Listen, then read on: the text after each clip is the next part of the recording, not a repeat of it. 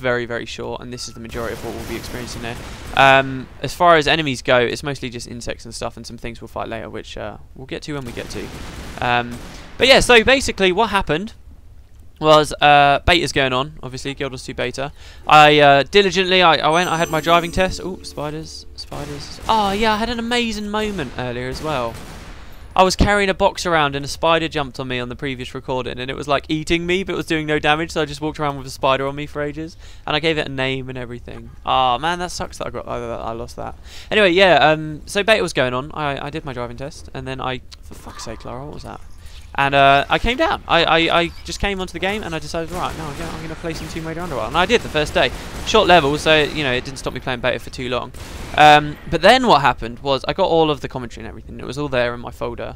But then as I went off recording a lot more beta stuff for Guild Wars 2, I stupidly, at some point, and I still don't know when I did it, and I'm kicking myself for it, but I must have deleted it to make up more room, thinking it was last week's Underworld stuff, because I didn't actually finish uploading last week's Underworld until today, actually. The last episode from in Thailand just went up today, on Sunday. So, yeah, I deleted it at some point, and then I just went to edit this morning, and I was like, oh man, really? I've lost all of that? So now here I am again on Sunday, playing back through, hopefully not going to fail too hard. And yeah, it's not too bad though. I don't mind. It's a cool level. It's a short level, but it's a cool level. It's short in some ways and long in others, and I can't really explain that until we get further along. Anyway, so yeah, all up there on the left-hand side of this room. It was all just for secrets. Secrets, nothing else. You will find here, we can't really get to the other half of the room because there's these big metal bars here. However, there is this weird like hole thing in the wall, and there is also a pressure plate. So let's hit the pressure plate. It lights a fire in that hole, and then the fire, well, you can't really see it very clearly right now, but the light that this fire is supposedly casting is like being shined through that pillar in the middle, and then it's casting a light over on the windows over there, okay? How does that help us? We don't know, but also the pressure plate has opened the gate there on the left and a gate there on the right, but if we get off, and even if we try and sprint to get through the gate, or do crazy flips and stuff, because that's what Lara's good for, we still can't make it through the gates. You still can't do it. So we got to find a different way through.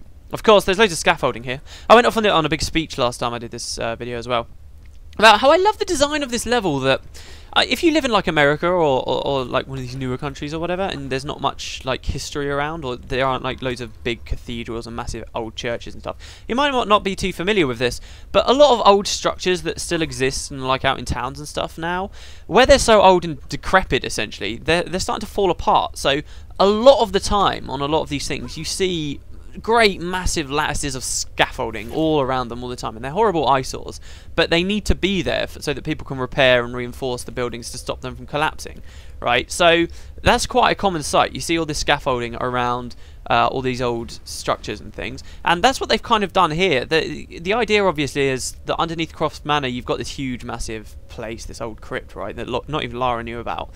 Very, very ancient site, but obviously her father had been tending to it, so we've got like actual electric lights and stuff going through, and it's a really cool blend that they've got there with this actually like being powered in this way.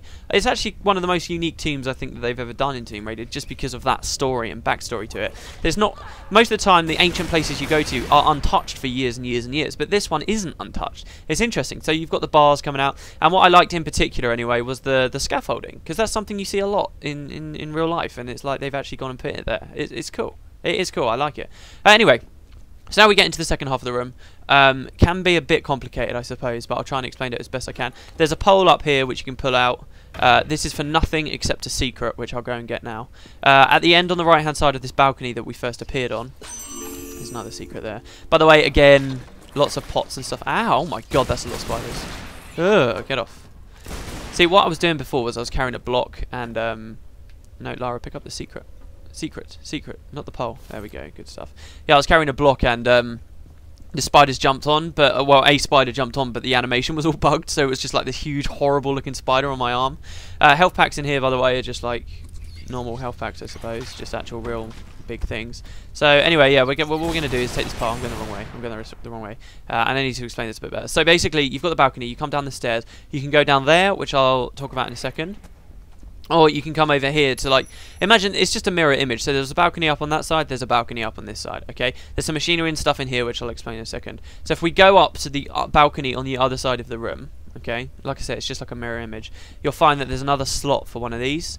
Just place it in. Like I said, this is only for a secret, for whatever.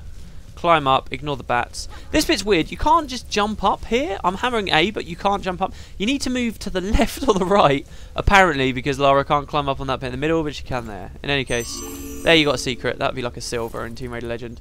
By the way, the relic on this level, I'm about to get, and it's ridiculous, and you guys will wonder, like... The thing is, when I started replaying this, for the LP, I was like, why can't I remember any of the relics? Why can I only remember like 1 or 2 relics in the entire game? And I realised while I was playing through this on the test play that it's because the relics are so crap in this game. They obviously just litter the relics around right at the end. They were like, shit, we've forgotten to put secrets in, let's just throw them around. And the relics have not had much thought. This relic could be a bronze. I'm telling you, honestly, if this was a Tomb Raider Legend, this would be a bronze. It definitely would be a bronze. Anyway, right, so around this half of the room, we've got some stuff to fiddle with. We've got a weird pole that we can spin when Lara stops trying to kick things. I know you want to kick things, Lara, but... There you go, we've got a weird pole, which we can try to move. Not much seems to happen. There's a gate thing up there that's trying to open, but it's blocked by something. So we need to figure that out. Also, you'll notice I'm fiddling with this, and there's like no music or anything playing. They do something really cool with sound design on this level that I really appreciate. I think it was really cool, and I want to point it out. Anyway, we've also got some stuff we can climb up here, which will be relevant later. But if you try and go up there now, there's going to be nothing to do. We've also got these levers, which I'm not going to actually spin to tell you what they do. At the moment, they don't do anything though. They're useless. But what they'll do is spin those things on top of this central thing. So right now we've got loads of machinery, but we don't know what to do with it or how it works. We've got all these pieces to the puzzle, but it's not coming together. Right, now we've got these side passages. Up there takes you to the balcony. Again, it's a mirror image over on the other side. We've got these blocks dropped around all over the place. And we've got, if we come to the end of these passages, a pressure plate which opens these gates that we saw open before on the original pressure plate that we've stood on. Okay, so here's the idea. What we want, as you might have guessed, is to be on that pressure plate so that lights appear in there, but we can also be in that half of the room. So that's where the blocks come in. It's actually very, very, very simple. So all we're going to have to do, a lot of this is just going to be me running around with blocks because Lara moves so slowly, by the way.